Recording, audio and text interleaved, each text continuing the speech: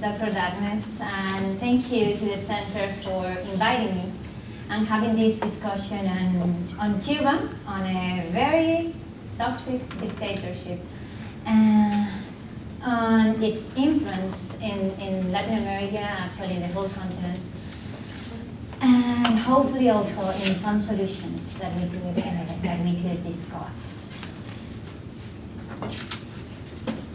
To escape have been one of the signs of my island. Actually, I was going to say of the Cuban dictatorship, but have been one of the signs of the Cubanity during the last decades, and not just the fact that almost the 20% of the Cuban population lives abroad, but the fact that what American people and foreigners knows about my country is not always the reality that we face, is not always the most significant facts and data that usually people knows about other countries, about other situations. For instance, we are talking about a regime that in 60 years has a record of more than 7,000 extrajudicial killings. We're talking about a regime that in 60 years have a record of more than 80,000 of political prisoners. More than 130 are in prison today while we are talking.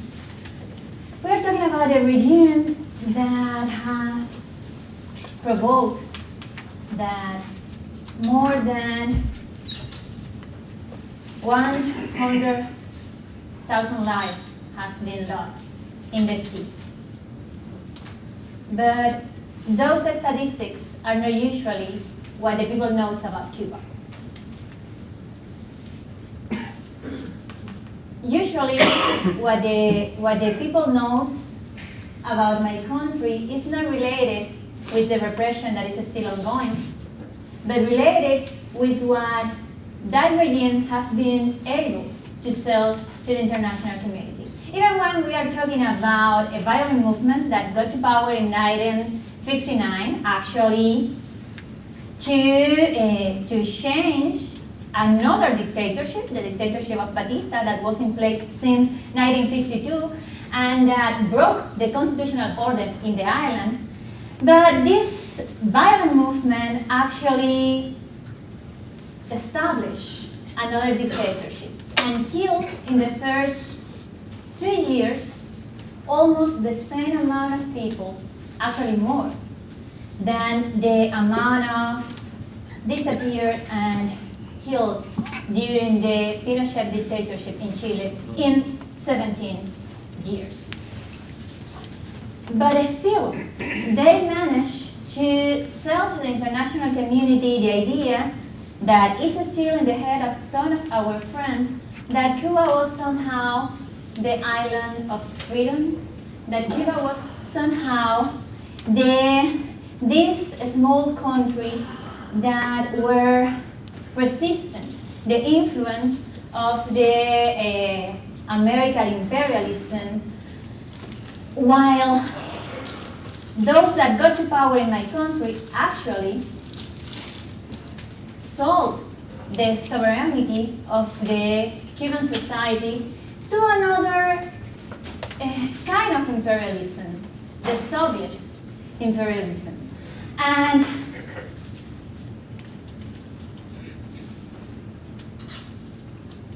at the beginning, the international community was kind of reacting to the violence and the not so well understood movement that was taking place in the island. All the killings, all the people leaving the island. Actually, the OAS, the Organization of American States, stopped Cuba from for the organizations under the criteria that Cuba was not anymore, the regime established in Cuba was not anymore compatible with the inter-American principles.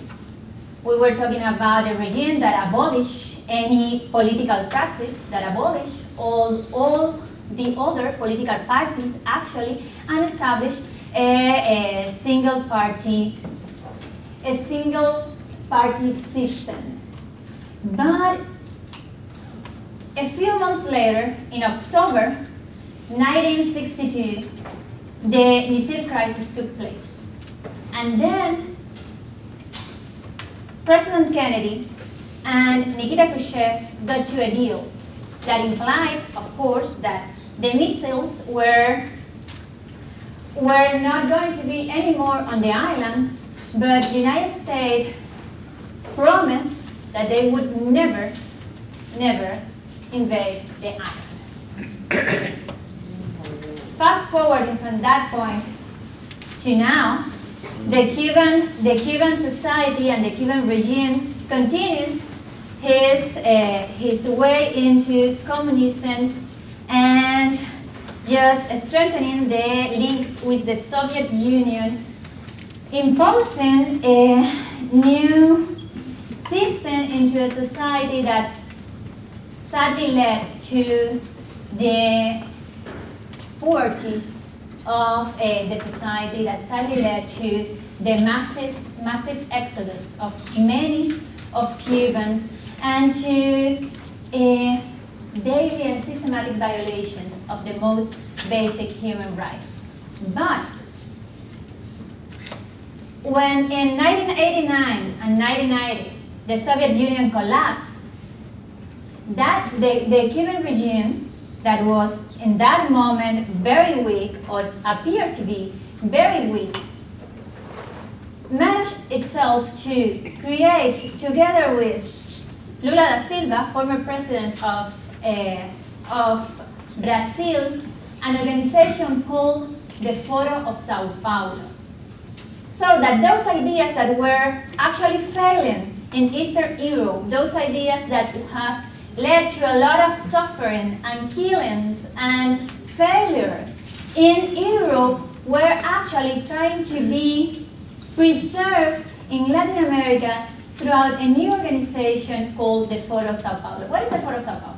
The Foro of Sao Paulo is actually an organization of left parties, some of them very respectable, like for instance the Chilean Socialist Party, and others criminal organizations like the FARC in Colombia, or like the Cuban Communist Party, and other guerrilla movement that in the 1990 joined the Foro of Sao Paulo.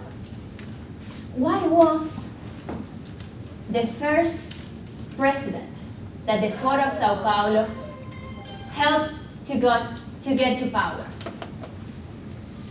Any idea? Chavez. Exactly. And in 1998, with the organization and the platform that the Foro of Sao Paulo provide, together with the resources of the Venezuelan people, the Foro of Sao Paulo, Hugo Chavez, and the Cuban regime managed to help to get to power a lot of other political movements that, in some of the places when they arrive, they start to spread a new kind of pseudo-ideology, or recipe, if you prefer, called socialism of 21st century. Some of the most illustrative representative of the socialism of the 21st century could be Hugo Chavez, could be Daniel Ortega, could be Rafael Correa, could be Evo Morales. All of them shared some similarities. The first one, all of them tried to bend the rules to stay in power. All of them, in some level, different levels, try to cut the liberties to be able to stay in power. We could talk about the attacks and threats to the freedom of expression and freedom of press in Ecuador, for instance, We can talk about the suppressions and the attacks to the judiciary system in Bolivia to try to change the constitutional order to go to a re-election in the case of Evo Morales right now, even after the Bolivian people told him no in a plebiscite a year and a half ago. And of course, we can talk about the Venezuelan collapse, and we can talk about the explosion of the repression in Nicaragua. But we cannot talk about all this without taking into consideration the factor of the influence, the interference, and the coordination of the Cuban regime. That Cuban regime that was imposed in 1959 and since then had the training first of the KGB, second of the Stasi, and created something called G2. G2 is the Cuban State Security. It's very well known in Latin America and have been the organization that is, for instance, helping the efficiency of the repression in Venezuela and also in Nicaragua. Actually, a few days ago, last week, in an event in United Nations, the General Secretary of OAS, Luis Almagro, I have to say that Luis Almagro is a person that comes from the left. He's a socialist. He defends socialism, but at the same time he defends democracy. And he has been a very active voice against these authoritarian regimes. Last week in United Nations, in the middle of a repudiation act that was executed by the Cuban diplomats and the Bolivian diplomats, in one of the rooms of the United Nations against the American ambassador and the General Secretary of OAS, he revealed that he has sworn declarations of Nicaraguan students that have been tortured during the last weeks in Nicaragua during the repression led by Daniel Ortega against the students, against the Nicaraguan people, and those students identified as the director of the Center of Torture to a Cuban. James Klepper, Director of National Security, year 2016, in a hearing in front of the American Congress, he was explaining which were in that moment the worst threats in the field of espionage for the United States. James Klepper said, in order, the worst threats are Russia, China, Iran, and Cuba. Just imagine if, for the United States, Cuba represents the fourth threat in espionage, what it could represent to a country like Venezuela, or to a country like Nicaragua, or to a country like Brazil. Actually, right now, while we are talking, Ana Belén Montes is in jail. Who is Ana Belén Montes? She was one of the senior advisors in the Pentagon for actually the chief for Cuban issues in the Pentagon. Around 15 years ago, she was sent to jail because it was discovered that she was part of a net called La Red Avispa, and she was actually a Cuban spy. She is right now in jail in your country. Yesterday, actually a few hours ago, like there is Andrés Pastrana, former president of Colombia, The lady is Maria Corina Machado, one of the leaders of the Venezuelan opposition. She has been denouncing the huge influence that the Castro regime has in Venezuela. Actually, 2 months ago, she said that more than the 60% of the Venezuelan territory is controlled by forces that answer directly to Havana. The General Secretary of OAS 1 year ago, in another hearing in the American Senate, called the interference of the Cuban regime in Venezuela an occupation army. And he gave facts. He gave numbers. He said that more than 22,000 Cuban men are in Venezuela in this moment, in the military and in all the ministries.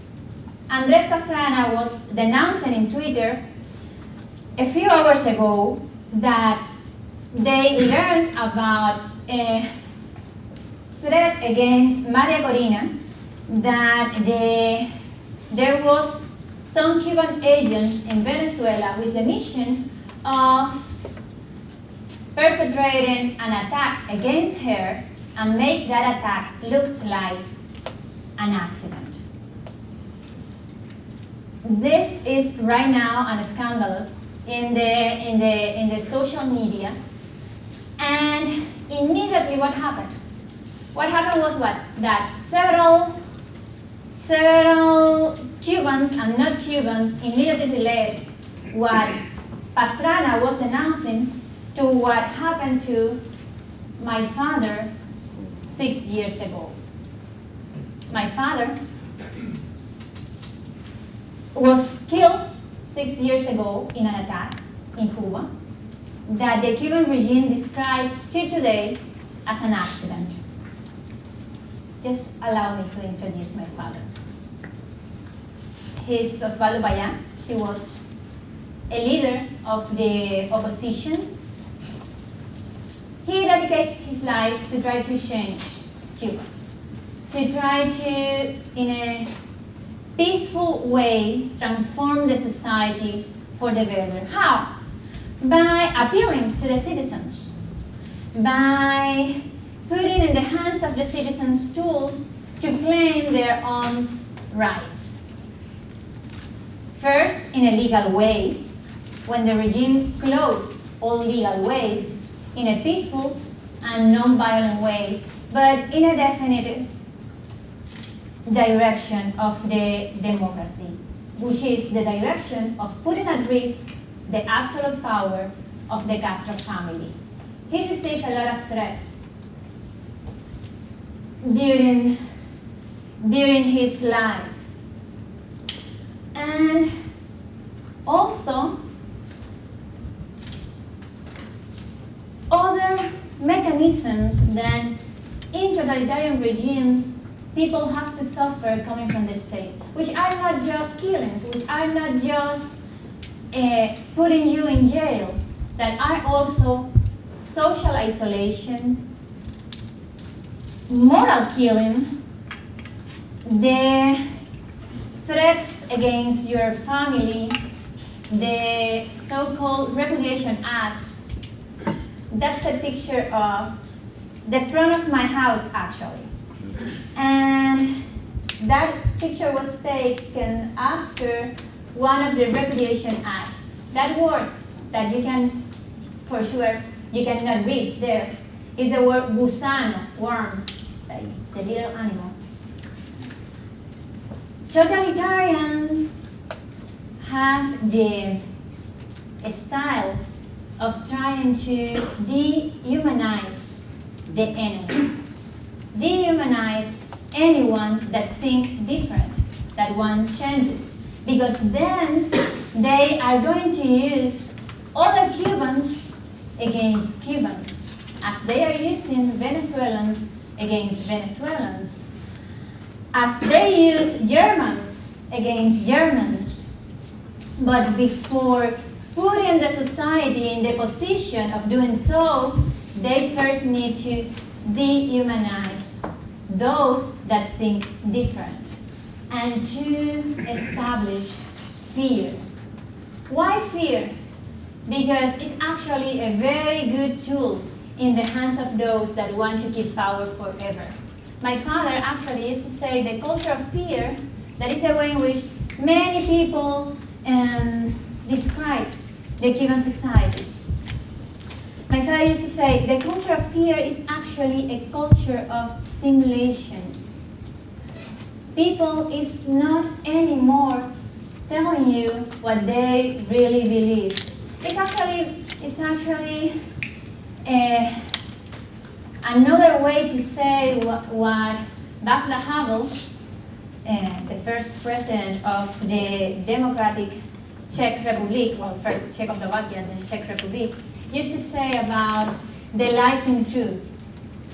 Totalitarianisms, dictators, they cannot tolerate societies living in truth. They need that the people be terrified enough in order to start to simulate. First, that they agree with the dictators. Then, that they are not in the disposition of making anything that can disturb those that are in power. And that's why they use all these techniques. This guy is Harold Cepero. Harold was 32 years old in the moment that he was killed. He was traveling with my father the day of the attack. He was the most important young leader of the movement in that moment. And the reason why I have him there is not just because he deserved it, and it was a real dear friend, but because in an article that he never got to see published because he was killed before the article was published, he tried to explain, especially to those that were not Cubans, what is to live in truth being in the middle of a totalitarian regime. What is to confront a dictatorship. And he said something like, those who dare to live according with the way they think in a totalitarian regime, they are exposed almost to the absolute loneliness, to the laboral exclusion, to the isolation, to the persecution, to the prison, and even to the death. And that was actually what happened to him a few days after he wrote the article. And until this moment, we, as a family, and the family of Harold Cepero also, we haven't received even the autopsy report of their bodies. Actually, that picture was taken the day of the so-called trial that was made by the Cuban authorities because of the killing of my father and Harold.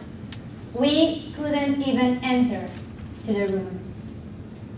Those policemen there were, all the day that the trial was taking place, were there preventing us to enter to the room where supposedly they were dealing with the facts that led to the death of my father and my dear friend Harold. But so far, what is taking place in Cuba? I don't know if you have heard about it, but the previous administration changed the policy towards Cuba. The Obama administration took a lot of steps in the direction of weakening the embargo policy. There is an embassy now in Havana. Some of the spies that were here in America in jail were sent to Cuba. Cuba was removed from the list of countries sponsoring terrorism. And all those changes that some of them could be, in my opinion, could be good, others are not justified. But all this process was sold to the international community almost as a perestroika in Cuba. Actually, the word that they used was the opening of Cuba, while what actually took place was a change in the policy of a foreign country, the United States. While the Cuban regime actually didn't take a single step in the direction of the recognition of human rights or in the direction of a real democratic opening. But they start to sell also to the international community other kind of symbols. I'm sure that you knew that, for instance, the Rolling Stones were playing in Havana, or that now we have a new president that is not Castro anymore. Actually, the last name is Díaz-Canel. But Díaz-Canel, when he supposedly got to power, in his first speech in front of the Cuban people, he said, and I'm quoting, "The most important decisions are going to be taken by Raúl Castro." That was the way that he introduced himself to the Cuban people and to the international community. And the next step of the Cuban regime was to sell a process called constitutional reform. And I will go very quickly on this.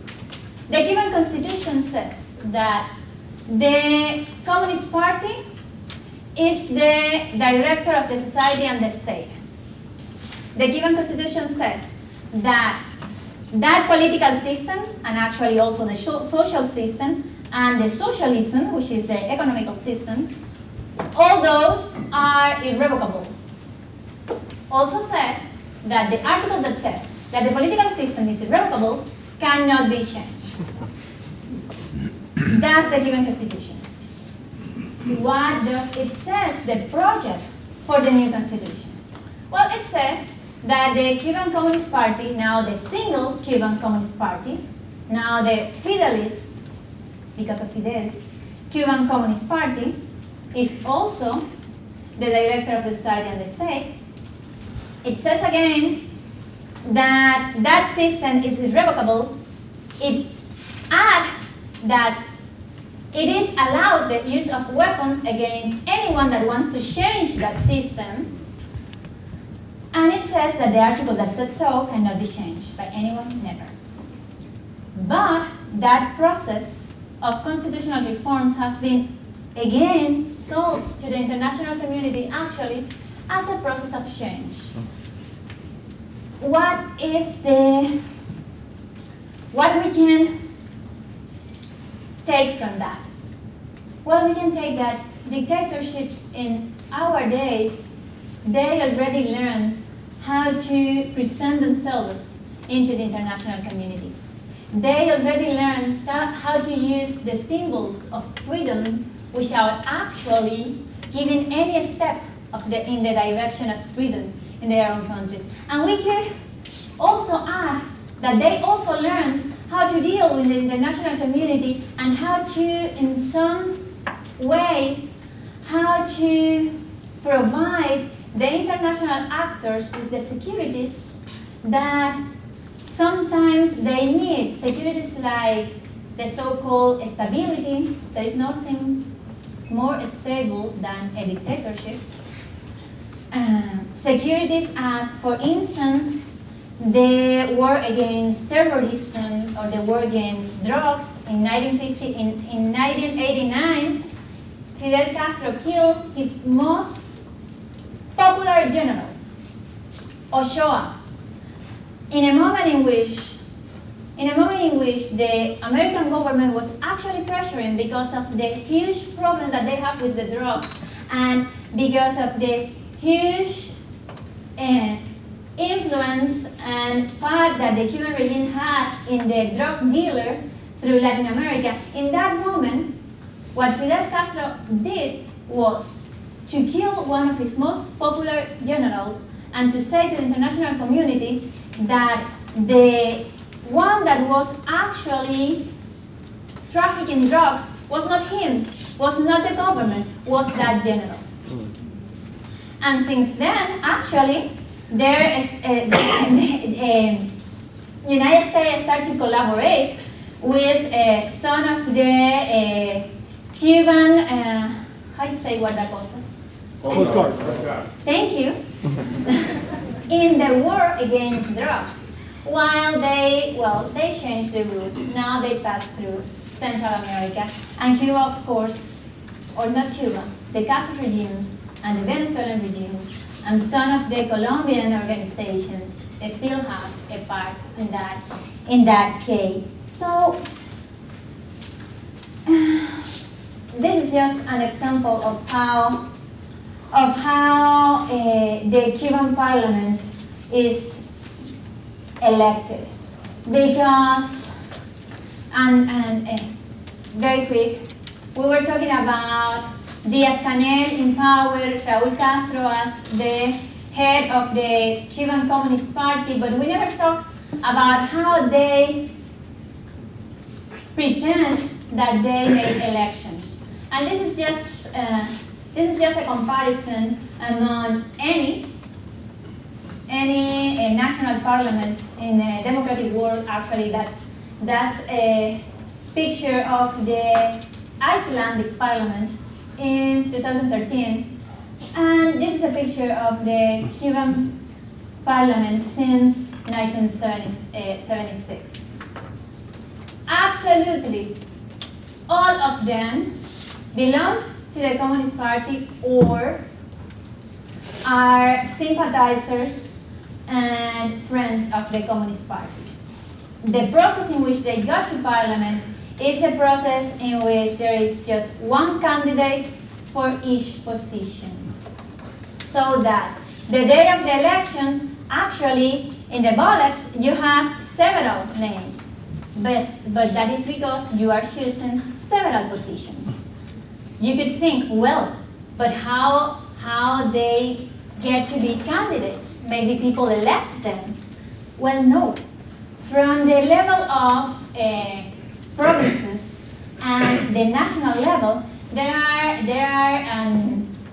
are organizations called comisiones de candidatura, something like candidates commissions, that of course answers directly to the government, to the Cuban regime, and those commissions are the ones that designate its candidate. So the government designates the candidates, and to be a candidate is already to be a member of the parliament, because there is not going to be another candidate in a competence with you. And was that parliament the one that supposedly elect Díaz-Canel as the new president, while everybody knows that it was just the designation of the head of the Communist Party, that according with the Constitution is the head of the society and the state, and that by coincidence is Raúl Castro. What to do? What to do in front of a regime that have learned how to keep power, that have learned how to deal with the international community? Well, the approach of my father and the approach, I think, of the Cuban civil society and of anyone that is confronting dictatorships, totalitarian regimes, or authoritarian regimes in our days is stop looking at the powerful and start to look at the citizenry. Start to look at the people. Because dictators are going to do what they are supposed to do, try to keep in power. So you have to get to those that are the more interested in changing that reality. And those are the members of the society. Those are the the ones that are suffering under regimes that kidnap all their rights and prevent them for looking or pursuing happiness in the way that they decide. That was the approach of my father. That's why he started a movement to make the Cubans to legally demand changes in the law to guarantee human rights. The Cuban regime closed the constitution in the way that I told you. So what was the solution? Okay, you close the constitution, you designate a new president, you change against the constitution to be in power forever, but you never, ever ask to the people. You don't have the consent of the people. And that's precisely what we are looking for. We are looking for an opportunity to go to the ballot box and to choose a different system. To have the opportunity to ask to the people if they want that single communist party forever, or they want a multi-party system, or they want democracy. And how can you do that? Well, you can do that with a plebiscite. You can do that with a referendum. You can do that with a real electoral process. And that's a tool that could help you and help the people to change in an ordered way the system. But what is the other reality? Dictators do not want that. So the real strategy to change these kind of regimes is citizenry mobilization, is non-violent fights. But that non-violent fights also needs the international community, needs people like you pressuring your representative for them to act in a coherent way, for them to support not the dictators, but the people, the right of that people. They already have tools, they already have ideas in how to change their reality, but they need help. Why? Because we are not in 1989 anymore. Dictatorships also learned. 2 years ago, there were 1 million of Venezuelans, 1 million of Venezuelans in the streets. And today, there is still the criminal Maduro in power. Why? Because we need both.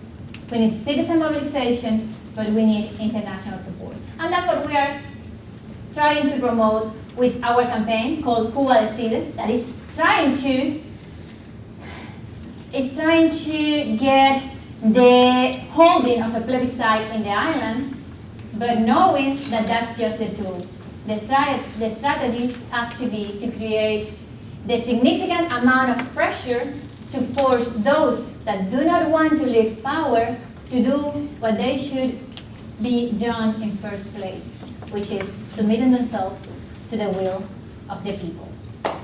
So, thank you so much.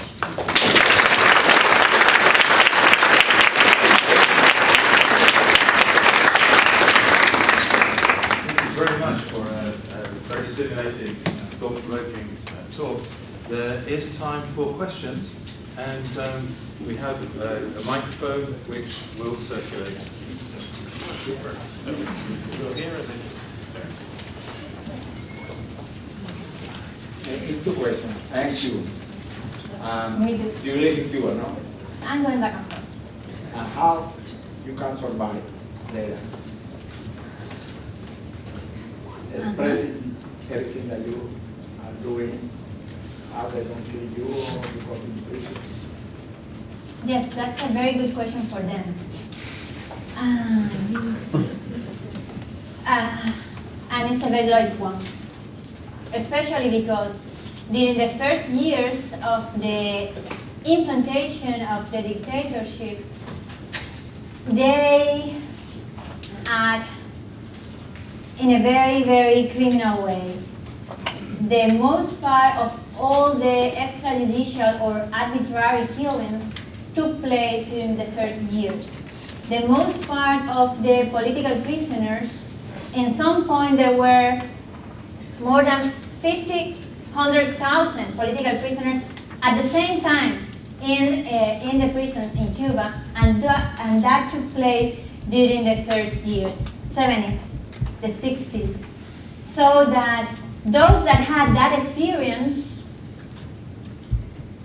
for those that had that experience, it's difficult to understand how, for instance, my father survived for 60 years in the middle of that environment. And of course that I have the answer. I suppose that after being so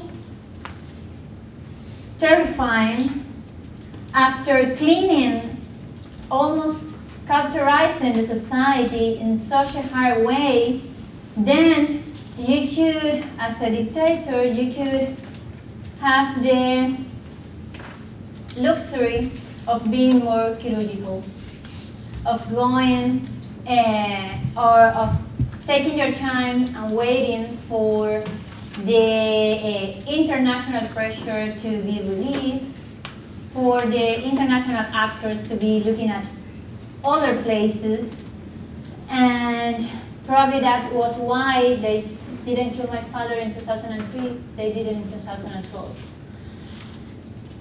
Probably that's why there are 130 political prisoners right now, while the Cuban civil society, the independent civil society and the opposition is much more bigger, while there are thousands of Cubans openly against that regime, and all of them are not in jail.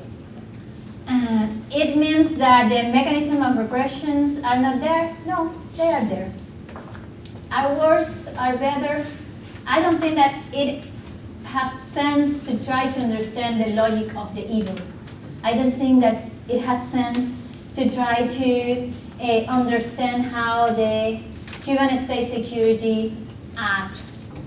I suppose that that demands an appeal to confidence. I suppose that it is healthier to try to understand and to try to perfectionate the strategy instead of questioning the position of each of the actors. At the end of the day, that's what the state security does. The state security attack the person because they cannot deal with the arguments. They cannot answer why they are not human rights in Cuba. They cannot answer why you cannot enter to your own country. But they can start to attack each of the actors, and they do it. Harold said it. They do it. I don't have a more specific answer. Thank you. Thank you. Yeah, Fidel Castro enjoyed a charisma that's alien to his brother, Raúl. Where do you see Cuba in 10 years after his demise? After? After Raúl dies. What? I hope that we don't have to wait for him to die to change Cuba. Not a minute. Actually, I think that they have been playing with that idea. They have been playing with the so-called historical figures, and they did quite a good job in diminishing the role of Fidel Castro after he got sick, and in the moment that he finally died, the consequences were not those that could be in 2006 when he got sick. So we are facing a regime, we are facing a machinery that is actually very good in creating perceptions, in creating states of opinions, so that the appeal is again the same. Let's try to make the exercise of stop thinking on what the dictator is going to do and start thinking what are you going to do to change that dictatorship. What the people is going to do to change that dictatorship. Because dictators could be kind of predictable. They are going to try to remain in power. But what we are going to do to challenge that should be the goal. I don't know what's going to take place in 10 years from now. Sorry. Okay, we'll go back over here. Wait 1 second, let me run this up to you.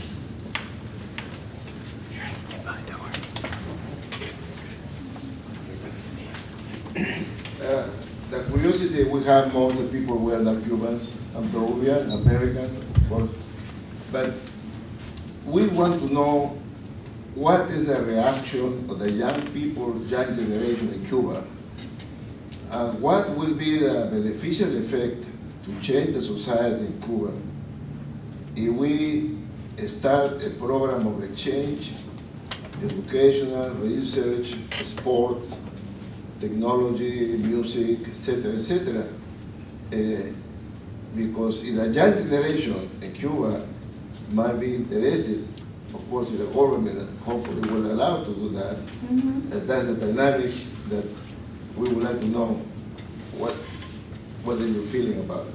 Oh, that would be lovely. I'm not sure, I don't have the surveys, but I'm sure that Cuban young people would love to participate in that kind of exchanges. The point is the conditions for that exchanges to take place. Because usually what the Cuban regime does is that they put some rules that ended up preventing the free part, first from being free inside the island, and second, for enjoying in the free world, just for putting in some words, the presence of those that they met in the island. At least those that were not allowed by the Cuban regime. Each exchange that takes place through the government mechanisms, through the institutional mechanisms, is also influenced and coordinated by this state security apparatus. So I know people, because I also was a university student, I know people that is trained to become friends with those that get to the island for a change. And probably the other face of the coin is that you cannot like them. So even when the international students get to the island and are in a very preserved environment by the Cuban state security, they have to know others that dare to say the truth. Or even those that were trained to become their friends and to talk nice things about the Cuban regime, after a couple of years start to be themselves and start to tell the truth about how they feel and what do they want. So yes, of course that exchanges are good. The point is, how are they implemented by the regime, and what are the concessions that the free part makes in order to keep that exchange. Because engaging with dictators used to be a very risky step. Because when they put the conditions, sometimes the conditions are so that they decide what you could mention and what you cannot mention on the table, and who could sit in that table and who cannot. And in that moment, they win. Thank you. Let's jump back here so we can get a student. Then I'll come back to you, sir, and then we'll jump over there. If I can remember all that. I think I don't have the power. Do you think that the increased usage of internet, especially with social media, is able not only to necessarily have people on the inside of Cuba be able to, especially the citizens, reach out and explain their situation and story to others internationally, but also to have internationally people pressure within the Cuban dictatorship or government? Yeah, one of those. Yes, definitely. I think that internet is a very useful tool. Actually, if you know the story of the Arab Spring, it was mainly using social media, so of course it's important. Just take into consideration that when we talk about totalitarian regimes, which are slightly different from dictatorships, they used to implement mechanisms after they can control it. I'm sure you have known about the Chinese Google, the Chinese Twitter, the Chinese WhatsApp. The Chinese are very good advisors of the Cubans, very good friends. So, for instance, the Cuba Decide website cannot be opened in Havana. Facebook, for instance, you know that you can advertise almost everything in Facebook, and you can segment your public. You cannot segment for Cuba. You can segment for each country in the world, but you cannot put Cuba in Facebook. Why? Some of them said that because of the embargo, although it's not exactly directly related, and in that case, I think that a waiver should be implemented. Some of them says that it's a condition of the Cuban regime for Facebook to be open on the island. What is the reality? We don't know. We don't have well, we have some independent journalists in the island, but they are under persecution. They cannot go to Facebook and to the Cuban regime and actually find the reality. So, of course, and Cubans love to use it. Even when the most part of the Cuban population have no access to internet, even when you cannot have internet in your cell phone, you cannot hire the service in your house, that's still not a possibility to the most part of the Cuban people. Even when to get connected, you need to pay around $2 for 1 hour, and when you pay those $2, you get a code. But before getting that code, you have to provide your ID number. And your ID number is typed besides that code, so that the Cuban intelligence apparatus know exactly who is getting connected in what moment and what are the pages that person is visiting, even when $2 is more than the salary of a day for a regular Cuban. Well, many of them try to get that $2 and to get connected. And many of them also think that Facebook is internet.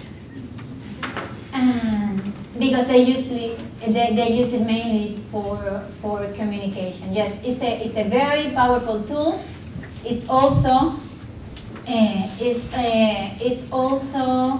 trying to be controlled by the regime. But I suppose that fight is going to take place anyway. Thank you. Sure. Actually, let's get some more students.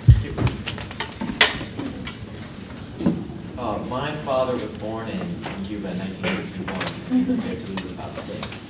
And he's told me stories about how even at that earlier of an age in school, they would teach them about communism as it was on the rise.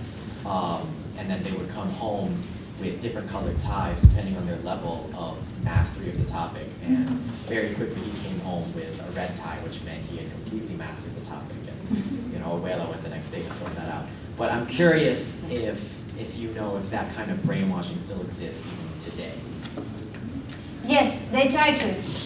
I mean, the ties still exist. The indoctrination is still the rule. I got graduated in 2011 in the School of Physics, and my books, which deal with math and physics, started with a phrase of angels. It was the only part of the book that had a phrase of angels on Mars, but even in a physics book, they put it. So yes, indoctrination is a big part of education. But the other phase of the coin is after 60 years, it's very hard to make the masquerade for the Cubans. For the international community, they can still try, but for the Cubans, it's not sustainable anymore. I mean, the repression system is there, the mechanisms of repression are there, the state security is very active. The repression is increasing. Actually, last month, and this is a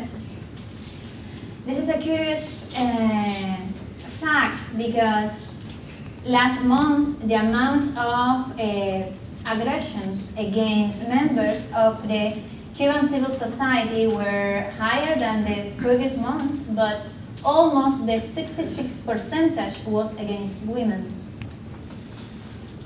So that they are getting more and more obvious. So they are getting more and more nervous also, because they understand the frustration of the people, they understand their huge crisis of legitimacy, they understand that they are not anymore the prima donna of Latin America, that everybody knows that Maduro is a criminal, that a lot of people knows that the Cuban regime is actually coordinating the repression in Venezuela and in Nicaragua, that the region has awakened in a way, and the Cubans inside the island are not that willing to sustain that anymore.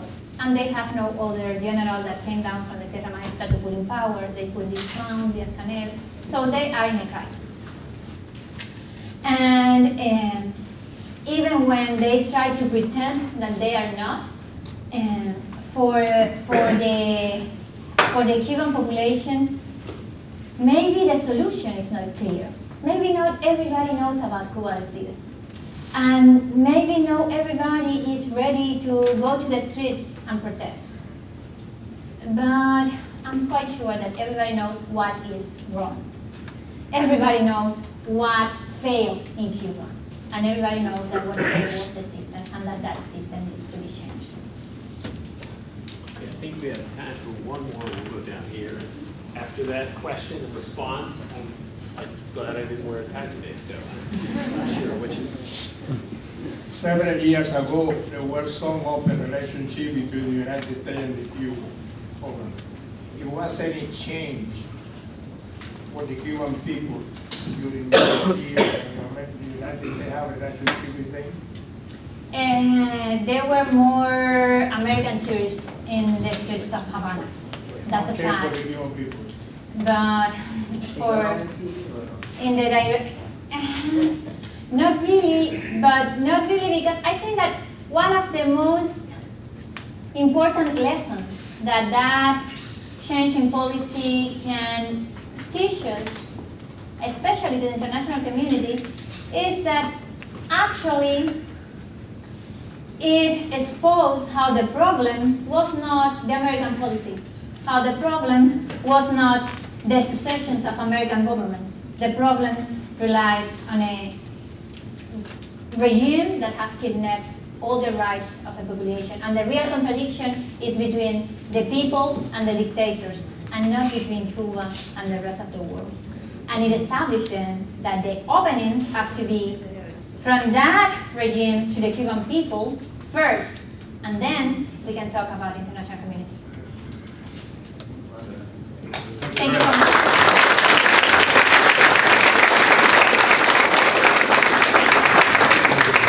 Thank you very much indeed, Rosemary, and thank you for answering so many questions, stimulating good conversation. Before we finish, we're always on a time constraint. We'd love to just go on forever, but of course we can't do that. But let me just draw your attention to the piece of paper that will be circulating around the room, should be in your seat, that we of course carry on with further discussions of countries where we have these issues of dictatorship and totalitarian regimes, or a slide towards totalitarianism. The whole idea here is to get everybody thinking about the difference between those sort of situations and perhaps think about what can be done, and also the types of institutions that we value here in America, and of course it reminds us to protect them. But on November the 6th, we have Dr. Rafael Acevedo talking about Venezuela.